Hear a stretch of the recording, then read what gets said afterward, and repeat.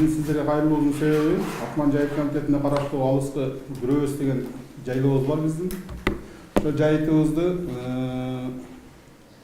2018 жылдын январынан бери Кызылтуу Сузак районуна караштуу Кызылтуу айыл өкмөтү биз менен талашып соттошуп келе жатышат.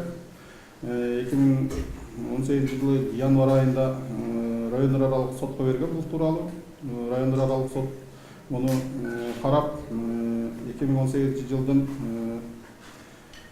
18 апрелинде бул соттун ишин жүргүзүүнү токтотуулуксун деп өзү арызды четке кагып биздин пайдабызга чечип берген алардын арызын четке кагып андан кийин алар областтык сотко кайрылышты 2018 жылы май айында. Ошол эле областтык соттагы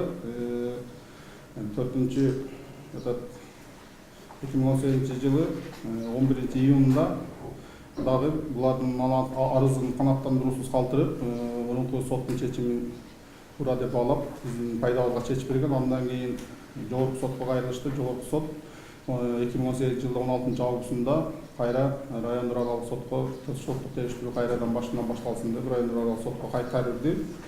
Райондор аралык соту дагы 2018 жыл 24 декабрда өзүнүн чечимин чыгарган. Бул чечиминде бул Алыскы Күрөбөз жайлоосу баардык мыйзамдуу Акман айыл өкмөтүнө тиешелүү, бирок бул жайтты тактап бериш үчүн областтык комиссия чечсин деп булар дагы арызды канааттандыруусуз калтырып биздин пайдабызга чечип берген. Быйыл 2019 жылы январь айында булар февраль айында кайра областтык сотко кайрылышып, булар областтык сотто биздин иштер каралып 5 жолу соттук отурум болду. 5-өндө тең тийиштүү адамдар суралды, тийиштүү жетекчилер чакырылды, госрегистр, Сузактын госрегистри, База Коргондун госрегистри, Гиперазиям баардыгы сурап, чакыруу берип, аларды сурады. Алардын баардыгы эле биздин пайдабызды айтышты. Гиперазиям Жалал Абад областынын жерге жайгаштуу экспедициясы дагы, мындай айтканда Гиперазиям дагы бул жер Акман жайыт комитетине таандык деп, База Коргон районунун администрациясынын территориясында жайгашкан деп өзүлөрү сотто толук бизге маалыматын берди сотко. Ал эми сот булардын Сузак районунун госрегистрин сурады. Госрегистрин сураганда дагы госрегистринде бизде бул Күрөбөз тууралуу, жайлоосу тууралуу бизде бир дагы маалымат жок. Биздин баланста эмес, бул союз малында деле биздин баланста болгон эмес экен. Ошон үчүн бул База Коргон администрациясынын территориясы деп алар деле өзүлөрүнүн таанып атышат биздики экенин. Бирок ошонго карабастан соттордун бул жерде мыйзамды тебелеп, бул биздин тийиштүү документтерибиздин бар экенине карабастан, баардыгы бул База Коргон административдик аймагында, территориясында турат дегенине карабастан, еще мындай биздин мамлекет тарабынан 2010 жылы алынган госактыбыз бар экенине карабастан, буну кайра райондор аралык сотко кайтарып жиберди.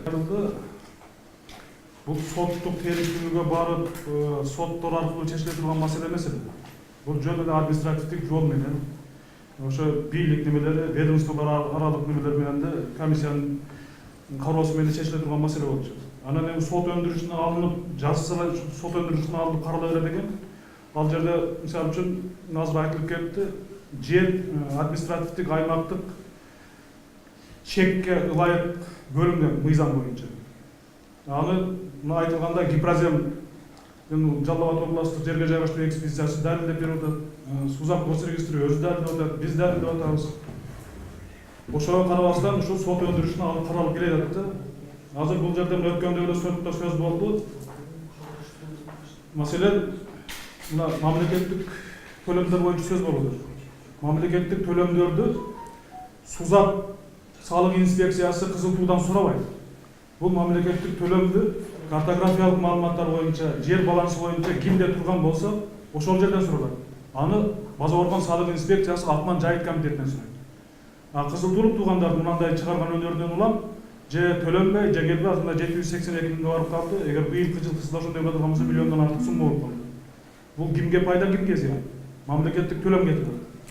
Анан экинчи тарабы ушул эле нерсе прокуратурага берилсе, бул жараян соттук териштирүү болуп аткан экен, бизде каралууга мүмкүн эмес деген дайнеме менен кетүүдө. Чын-чынына келгенде бул жер талаш кетүүдө. Алдын ар жакта финансылык маселе бөлөк маселе. Прокуратура ошол финансылык маселесин карап, жанагындай кылганда болмок деген пикирдебиз да.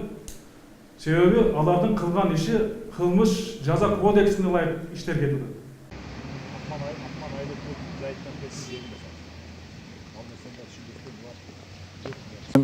Долгосрочныйга бир райондорго берилген жер 2020 жылга чейин бул мыйзамдуу биздин Кызыл Тайлы өкмөтүнүн балансында турат. 2300 гектар жер күрөбүз жайлоосу. Азыр эми бул Базаргон районунун тургундар ал жерде эч кандай да нараазычылык жок. Бул жерде район менен эле жайыт комитет, Акман жайыт комитети, ошондой эле өкмөттүн кызыкчылыгы ал жерде. Ошо 2010 жылы буйрук чыгарган адамдар, ошол жерде аким 2010 жылы госак жасап берген госрегистр, ошондой эле жайыт комитетинин төрагасы, айыл өкмөт баш болуп биргеликте өзү мыйзам чегинде бул иш боюнча жооп бериш керек алар.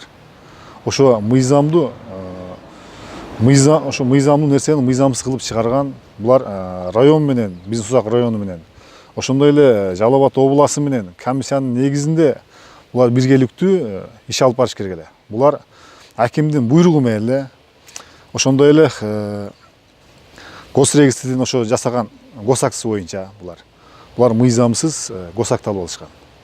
Бизде 2020 жылга чейин мыйзамдуу биздин Кызыл Тайлы өкмөтүнүн балансында турат жер.